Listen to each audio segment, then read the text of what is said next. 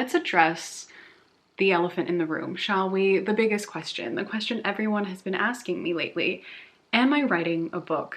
So recently, I re-downloaded Tumblr, and I feel like it has healed my relationship with social media, which I know sounds ironic. Tumblr and healing don't feel like they belong in the same sentence, but it really has been healing. And after 6 years of not using the app, I feel like I just picked up where I left off, and everything feels normal over there. I don't feel like I'm going crazy every time I log on there. I love that there's like basically no algorithm, so I'm not being fed information constantly. I have not had this much fun being on a social media app in years. I've had such a great time on there answering asks and just chatting with you guys and just hanging out that it really made me feel like answering some questions on here and being chatty on here again, and it's inspired me to create content again in the best way. And there's some things I want to talk about that I haven't gotten to talk about yet, and some stuff I've alluded to that I've never outright answered, so I thought it would be a good time to just check in and chat and, you know, just have a conversation. I miss having conversations with you all, and that's my favorite part of doing all of this, like just getting to have this community. So yeah, today is gonna be a chill, chatty video, but I also have something extremely, extremely exciting to announce that I'm so nervous about, but I couldn't be more excited. So I went on both Tumblr and Instagram and asked you guys to submit some questions, mostly about writing and reading and booktube and booktok and the culture online and the book spaces and that kind of stuff, and a couple personal things. So we're gonna get through all of those questions and we're just gonna have a chill, chatty time. I'm also gonna put on some cute little press-on nails that I got. Look at how adorable these are. They are these Miffy themed nails. My friend got me a gift certificate to get a custom set of nails for my birthday, and I picked these out because they were just so adorable. So I'm really excited to put these on. I love Miffy. That's why I have my little Miffy sitting here. I'm just gonna be sitting here buffing my nails and answering your questions. So the first question is one of the ones that was most frequently asked, and that is some iteration of, do you have another job? Is YouTube your full-time job? Are you a full-time content creator? Some version of that. And yes, YouTube is my full-time job. This is my full-time job, just making content for you guys, talking about books, reading and reviewing books. I also do like sponsorships and stuff on Instagram, so both of those platforms are the ones I use. I feel like there are a lot of misconceptions about what being a content creator is like, how much money you make, how you're able to make your money, all the different revenue sources and stuff like that. And I feel like there are a lot of good resources to find out more information about that if it's something you're interested in doing. So if you have any specific questions, I don't mind answering those for the most part, but yes, this is basically what I do all the time, along with some other side project things. I have other things that I would like to do, other creative pursuits and projects that I would like to work on, and I have done other stuff too, like making the journals. That was technically outside of this and a separate job, even though it was somewhat related. But yeah, there's some other work that I would like to try to pursue, but I haven't really ventured into any of that yet. But it is kind of like a goal of mine for this year to try and focus more on some outside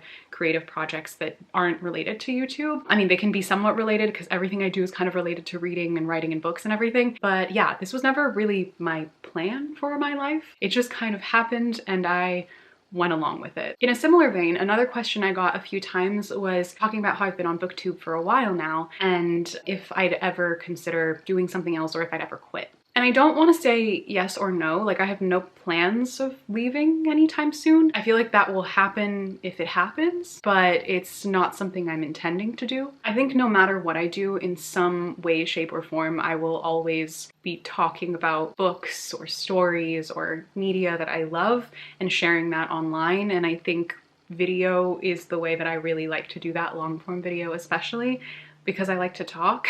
So I feel like no matter what, even if this wasn't my full-time job anymore for some reason, I think I would still be here in some capacity just because I love doing it so much. Sometimes it's to my own detriment, but I'm very much a follow your passion type of person. And I'm lucky enough that I'm in a position in my life where I am able to pursue creative pursuits. And whether that's continuing through booktube or through other means, I think no matter what, that's what I'm gonna do with my life. And I don't really see leaving booktube as a part of that, at least not in the near future at any point. I will be here as long as you guys are here and as long as I still love doing this. To be brutally honest, there are times where I have considered just stopping for a while because I just couldn't take it. And I don't mean that to sound like I'm ungrateful for this job. It comes with its own difficulties for sure, but it's not a hard job. Like, this is not hard labor. I get to be creative and I get to talk about whatever I want, and I'm my own boss, which yeah, requires a lot of discipline and drive, but it's not the same thing as working for somebody else. But I really and truly do this because I love it, and I love having community online, and I feel like it's so important to be able to have communities online where people feel safe and comfortable enough to express their thoughts and have genuine discussion. And I don't mean that in the like, we just need safe spaces where we don't have to talk about anything that's going on in the news or anything that matters. We're just going to talk about fun fictional characters and our heads will be empty otherwise. I don't mean it in that sense. I feel like I've tried very hard to create a space where we talk about all of those fun things, but we also talk about important things in life too at the same time, and intermix those two things and see how they're connected, and relate the books that we read, the fictional world that we're in, to real life, and talk about the influences that one has over the other and vice versa. Having that space and creating that space and continuing to create those spaces online is something I want to do for as long as I possibly can. And that's like literally what motivates me to keep going. That was another question I got several times. Some version of like, what motivates you to keep making videos? That's literally what it is. It's all of you who tell me that you feel like you have a place here where you can actually talk to other people about books that you can't talk to people in real life about. Or when people tell me that they read these books because I recommended them and they feel like they learned something, or they just learned something in this space that made them look at life a little bit differently, and they've changed their perspective on something. I just feel like we need those spaces online, and I don't think that I'm some kind of like idol to look up to in those types of spaces or situations, but I do feel like in the past 10 years I've done a pretty good job of making a space online where people can both feel educated and interested and engaged in reading and in media and in art in a way that is meaningful and genuine. And that's all I've ever really wanted. I want people to be able to think critically and analytically about all the art and media that we consume and everything we consume every day in our lives. I feel so happy in this community all the time. And I know that there's always like this weird imbalance because I don't actually know you and you don't actually know me. And so there's always gonna be that weird creator-viewer divide that, you know, you can't do anything about it. But every time I get to meet you guys in person, it reminds me of why I do this. All that to say, I love this place and I love you all. And as long as you love this place too, I don't plan on leaving. Okay, the last more personal booktube related question is, do you ever struggle with being on camera knowing so many people watch your videos? This has a two-part answer. I don't really struggle with being on camera. I'm actually pretty comfortable on camera, especially at this point. It's been 10 years. I've been looking back at my face and editing it nonstop for the last 10 years, okay? Like it's second nature at this point. I'm pretty familiar with all of this. So I don't really struggle with that, and I feel like it's pretty natural for me to talk on camera too. I never get uncomfortable with it for the most part. So for that part of your question, the answer is no. But related to the concept of so many people watching my videos, does that make me uncomfortable? Yes. Maybe this is a generalization, but I think that anyone who tells you that they're not uncomfortable with thousands and thousands or millions of people, depending on how many people follow them, I think if anyone tells you that they feel completely comfortable with that many people watching them, something is wrong. I don't think any of us were meant to be perceived by this many people. Like when I think about celebrities and how many people just get to see them and have access to them almost all the time, I know that that's got to make you go crazy. Like I don't experience that on that level, obviously, but even the fraction of the amount of people who watch those people that I know watch me, that all alone makes me uncomfortable. I think you have to be a very specific type of person, and I think, to be brutally honest, it requires a certain amount of ego to be okay with being perceived by this many people. I say that fully self-aware. It's something I recognize in myself, but I think the thing that's really hard about this, if you've ever considered being a content creator or, you know, creating any kind of content that is going to be consumed by a lot of people, the thing that you have to be okay with is that you're going to be misunderstood. You're going to have your words misconstrued.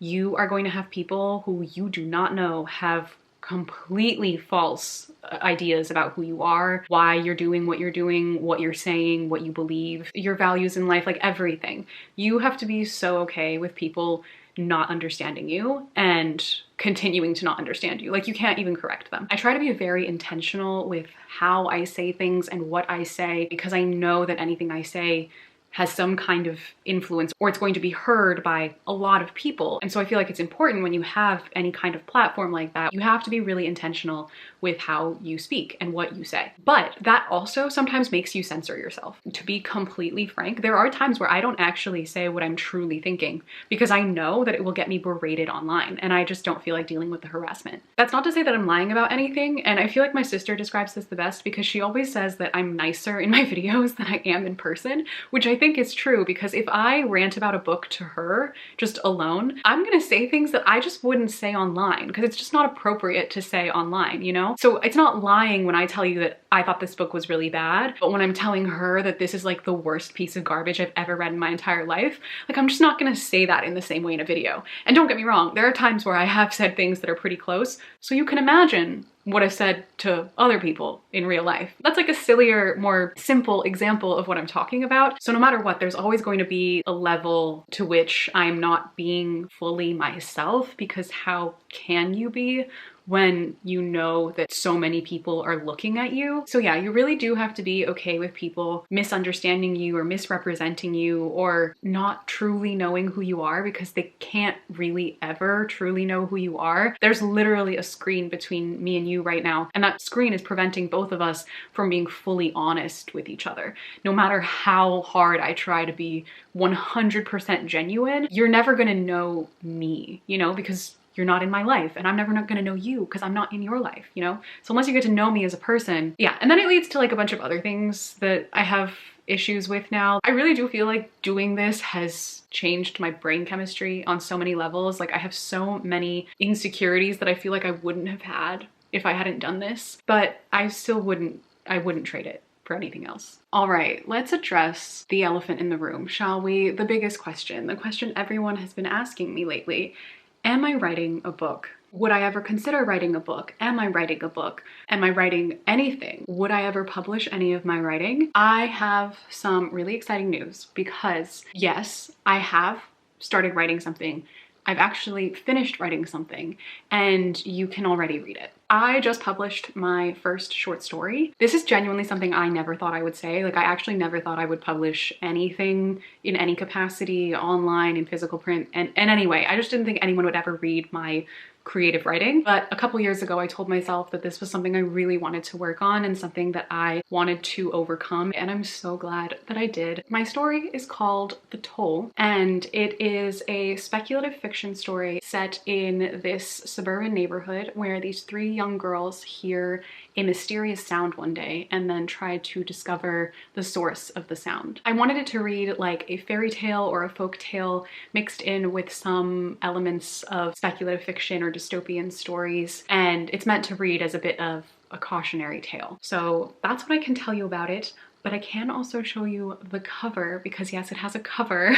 This is the cover, which I'm so excited about. I think it turned out so nicely and fits the vibe of the story. If you read it, you can let me know what you think. So if you want to know where to read it, you can read it on Lore Library, which is a super cool new platform that is all about publishing short stories. I am so excited to be working with them because I truly believe in what they're doing, and I also just love short stories. If you know me, you know I'm a huge short story collection person. So when I got this opportunity and was told that I would get to write my own short story, I knew that it was something I had to challenge myself to do. The platform is for creators and writers to be able to have their writing published and to have our work supported, but also primarily for readers so that you can read and enjoy a variety of short stories. The cool thing is that I'm not the only booktuber who's doing this. It's me and 7 other booktubers. All of us have published a short story on the Lore Library platform for you to go read. And I know you'll recognize some of the other ones too, which is so exciting. And also, the part that I perhaps was the most excited about, if you're into narrations or audiobooks, you can also hear me narrate my story. Yes, for all of you who have been asking me for years to narrate an audiobook, you can now hear me narrate my own short story, which was so much fun to do. Oh my God. I'm so serious. It really made me want to like get into audiobook narration because I had such a great time narrating this. So yeah, if you'd like to listen to it, you can also do that. One thing that I really love about Lore Library as a platform and as a company is that they are completely against the use of AI. So there will be zero AI on the platform, not in the artwork, not in the writing, in nothing, which is so important nowadays in creative spaces. And when you sign up for a membership, it directly supports the creators and writers and artists who are posting on the platform. And perhaps one of the most exciting things about all of this is that the 8 short stories that me and the other creators have all written will be getting a physical publication in a physical book. So you can actually read them all in like an anthology. And I can't wait for you all to read the story and check out the platform. The link is in my description box to sign up and to check it out. But yeah, first of all, thank you all for the support in general. This is, again, like I said, something I never thought I'd do and something I never would have had the opportunity to do had it not been for all of you. But yeah, I really hope you like it. I hope you like it, and I hope you like the narration too, and I can't wait to hear what you think. Now you all know my little writing secret that I've been holding on to for honestly not that long, but also so long at the same time. But to answer some more of the writing questions that I was asked, since the first project that I was working on is this short story, am I also working on a book, on a novel? I'm gonna get back to applying my nails now because I got completely distracted talking about that. But to answer the question, yes, I am working on a novel. I started writing this. It's really hard to say because the original idea came to me a very long time ago, and then the expanded idea came to me a couple of years ago, but I didn't start writing anything down truly until about a year ago when I started to actually draft. I don't want to call it drafting. It's kind of zero drafting, if you know what that is. That's what I started to do last year, and that's kind of where I've been. I've been world building, creating the characters, and also finally beginning to actually write down some scenes and write out an official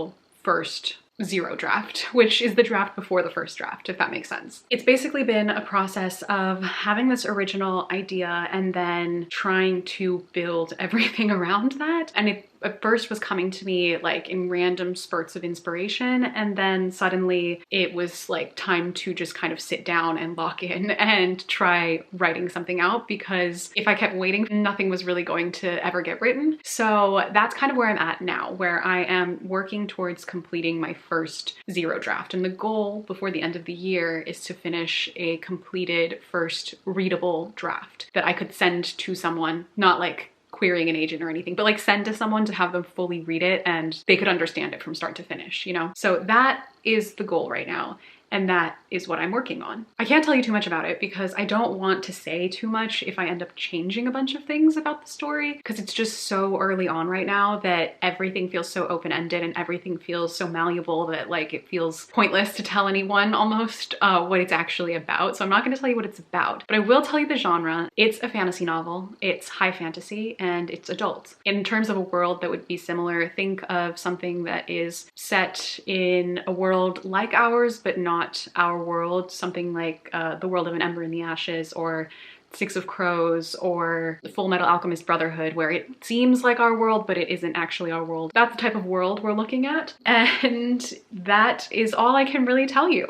Basically, all you're getting is that it's a fantasy novel. I can't give you any more than that. But another question I got asked pretty frequently was, I used to say that I never planned on writing anything and that I had no intention of ever publishing any work or any writing, and what changed, like what has changed and what has made me decide to start writing something now. There are two answers to this. One is one that I kind of already answered with the short story, that it was something I wanted to challenge myself to do because I felt like I'd been telling myself for so long that you can't do this, when secretly I have wanted to do it for a very long time. I just couldn't even admit that to myself. And it was like my self-doubt getting in the way. But the other answer, and I feel like the reason it's actually happening now at all, is because this idea won't leave me alone. It's been so stuck in my head for so long that I feel like I have to write it to get it out. And if I didn't feel this compulsion to do it, I don't know that I would have started at this point in my life. Genuinely, it's one of those things where I want to read it so badly that I have to write it. That's why I feel like I have to do it. Creatively, at this point in my life, this feels like the right next step for me. And I also just feel so inspired by this story that I feel like I just have to do it. I don't know that I'll feel like that with every idea I have, but I know that that's how I feel about this project in particular. And that's why I just need to write it. And that's really what's motivating me every time I sit down to write anything down. It's just this idea of like, I want to read it, I have to write it. A question I got a lot in regards to writing is, how do you get inspired to write a story? Or how do you even begin to write a story? I feel like I have no right to give anyone advice on this because I honestly don't know. I feel like I'm still figuring things out as I go, and I'm no authority on writing by any means. I really am just trying to figure things out as I go. But the thing that I have found to be the absolute most helpful in every aspect of this process has been to not give myself any kind of rules. I think there's so many people, myself included, who can get really caught up in like trying to do things the right way. Like you have to have an outline and it has to be like this, and you have to start the story like this, and you have to do this and this and this, and it has to be in this order and blah, blah, blah. I have literally let all of that go. I have been writing the story however it comes to me. And each thing that I've ever written, the process for it has been completely different. And I think it really varies depending on the story. I'm not trying to tell myself that I have to do this with a very detailed outline and I can't start until I have said detailed outline, because then I'll never start. Another great piece of advice that I have found so helpful too is to write poorly. Like your first draft or whatever you're starting off with doesn't have to be well written. It can be illogical, it can be messy, the sentences can be poorly written, it doesn't matter. You just have to keep writing and keep going. And that has helped me immensely because I feel like I get so caught up in this sentence doesn't sound good, and then I'll sit there for 25 minutes just trying to fix a single sentence to make it sound the way I want it to sound, when I could have spent those 25 minutes getting out at least another half a page to a page of just random plot or character development or lore or something. So you really just have to not let yourself get caught up in the minutia of things, the details of things. You can go back and change anything at any point, as long as you have something to go back to edit and change. You just need to sit down with that document and just get some words out, whether that's brainstorming, whether that's questions, which I find really helpful when I can't figure out where something is set or where they're going or what someone's intention is. I just ask myself a bunch of questions to answer, and then I try and answer them, which ends up getting a lot out. So it's just kind of that. After you have that original idea, that original spark, it's kind of just the process of forcing words out of yourself. The original idea though is, I think, the hardest part, at least for me. That's one of the most difficult parts. I know some people have like hundreds of ideas, and I'm just not that person. I have a few, but most of them don't feel substantial enough to actually get anything out of them. So that's why when I had this idea in particular, this was the most substantial thing that I'd ever seen in my head that was kind of demanding me to write it. Whereas other things have just kind of been in my mind on the back burner, and eventually sometimes they become a bigger idea, kind of like with my short story. But yeah, I think getting inspired is something that I think you have to kind of just go and experience things, go experience life, read other books. Reading obviously always helps, it's very inspiring, but also looking at other art, like obviously watching movies and TV shows helps, but I find art itself really inspirational. There was actually like a few art pieces that really helped inspire the story I'm writing right now, whether that's paintings or sculptures or architecture, which I also find super inspiring. Just view everything in your life as potential inspiration. And also, anytime I have an idea about anything at all, I just write it down in my notes app. Sometimes it's a single line of dialogue. Like, I'm sure every writer has one of these, so I don't know why I ever doubted myself and said that I could never be a writer or that I just don't have it in me. But you just have like a note in your phone that just has a bunch of random lines of dialogue or a description of a setting or something that you might relate to some story someday. And I absolutely have many of those notes in my phone. How do you sit down and just start writing a story? You kind of just have to force yourself to do it. And then the last writing related question I'll answer for now is, what is your writing routine? How do you keep it consistent? So my writing routine is not consistent. First of all, let's get that straight, but it is much more consistent this year than it ever has been in the past. And that is in part because I now am like doing writing sprints and stuff with a writing buddy, which is Jenny from This Story Ain't Over. We've been writing together, which has been super helpful for like accountability's sake. So we have like a routine going there weekly. So I do write at least once a week, but it's more than that at this point, which is a lot for me. Like, I just need to emphasize how much I wasn't doing this for so long. And then when I started, it was just such an inconsistent thing where like sometimes I would randomly write a lot for a couple of days and then I just wouldn't write anything for like months. And then there would be random months where I would write a lot more and then other times where I wouldn't, which I think that's all normal. I think a lot of published authors probably do that too. I don't think every author writes every single day, but I am now trying to get into the habit of at least writing a few times a week, which is what I can maintain with the rest of my schedule. And it's been super helpful. So I think having accountability, like having someone else to write with, really, really helps. And then setting deadlines for yourself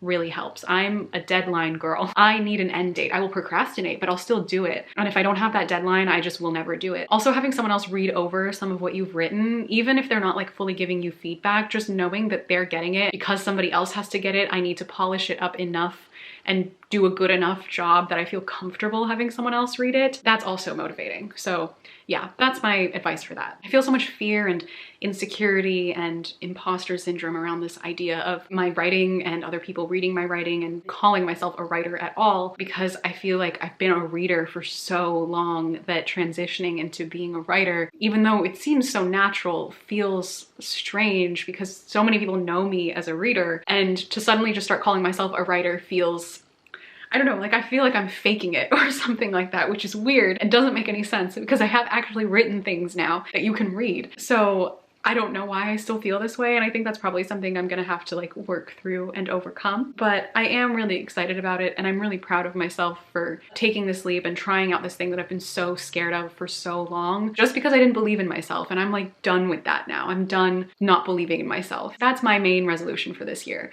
to be afraid and still do. Okay, I feel like I've been talking for so long, but there are still more questions, and these aren't writing related anymore, but I will just answer a couple of these final miscellaneous questions. There were a lot of questions about the BookTok community and how BookTok is problematic now, and if I agree that it is, and specifically about dark romance and my thoughts on that and everything. I did answer an ask on Tumblr that answered parts of this question. I'll answer some more of it here. I feel like I could make an entire video on this, although I really don't want to, simply because I feel like this point has been talked to death. I don't really watch booktube very much, so I haven't watched most of these videos, but I see in my recommended constantly videos about BookTok and smut, and BookTok and dark romance novels, and is BookTok destroying the publishing industry? And some version of that video is like always in my recommended, but this is my opinion and my take on this. I think that, as is the case with the internet as a whole, BookTok has a lot of positives and a lot of negatives. I think what the BookTok community has done for the publishing industry is incredible. I don't think Barnes & Noble would be around without BookTok. I think a lot of indie bookstores might have had to shut their doors a few years ago if it weren't for BookTok, and how they have kind of just revitalized the publishing industry. Of course, when you go on there and you go to like the mainstream part of BookTok, which is usually what you see when you first get that on your FYP on TikTok, you're just gonna be inundated with like a bunch of Sarah J. Maas, Rebecca Yarros,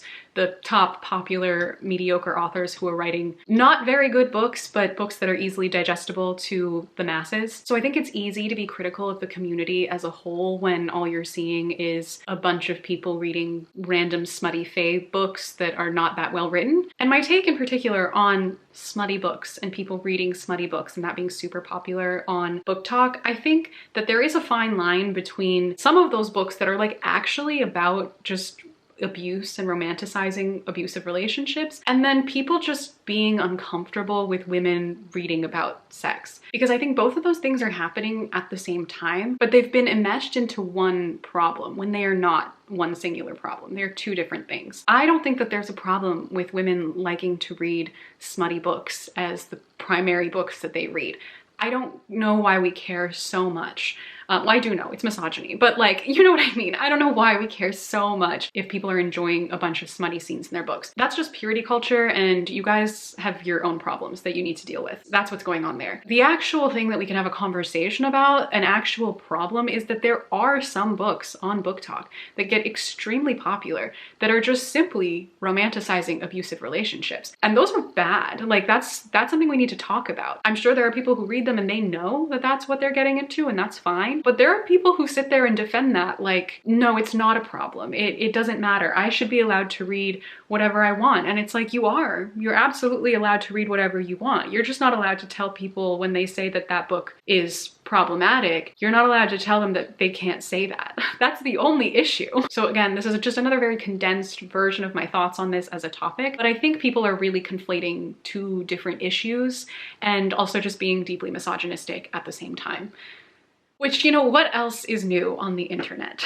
About if I think that BookTok is problematic or if booktube is less problematic than BookTok is, and specifically older booktube. The answer is absolutely not. I think that a lot of people have forgotten the drama that was going on in booktube in 2016, 17, 18, those years. I think people forget that ACOTAR and Throne of Glass originally became popular because of booktube. It wasn't even BookTok. That's not where they started. They started here. People were reading Colleen Hoover here and recommending it like it was the greatest thing they'd ever read. None of that is new to BookTok. It's just that there are more people doing it now, so it's easier for people to see. And I think we forget that sometimes, that the visibility of it is what's kind of making the problem seem like it's more serious, which in some ways it is. I mean, you're reaching like a larger audience of people, whereas the book community used to be so much more niche than it is now. Again, I could talk about that for a long time, but I don't really feel like it needs its own video. If you want more thoughts, send me some asks on Tumblr. I yap a lot on there. Okay, hold on. Let me finish putting these nails on before I wrap this all up because I'm getting so distracted. Okay, I finished putting them on. They are so cute. Can you see that? I'm obsessed. I love the little Miffies. So cute. They're like the perfect length too. These are pretty long, but this is not too long for me. I think this is the longest I can kind of go. I actually grow my nails out to this length, so this is doable for me. But I think those are all the questions I'm gonna answer for today. This has been a lot of fun. It's been so nice to just sit here and chat with you all, talk about writing and all the things that I'm so excited about. Be sure to go to the link to check out my short story on Lore Library. I would love to know what you all think of it. I am so anxious but so excited for you all to read it and let me know your thoughts. It's such a vulnerable and scary thing to share your art with people, especially when it's something that you were really afraid to do for a very long time. But I am very excited nonetheless and can't wait to hear what you think. If you like this video and want to be involved in any future Q&As, or if I do any more specific book recommendations or anything, be sure to follow me on Instagram and Tumblr to send in asks. On Tumblr particularly, I think I'm gonna spend most of my time on there nowadays on social media. I end up yapping a lot on there. I don't know what it is about that website that makes me feel more comfortable to say exactly what I'm thinking, but there's just something in the air there. But that is it for this video. I hope you all enjoyed, and I will see you very soon in my next video. Bye!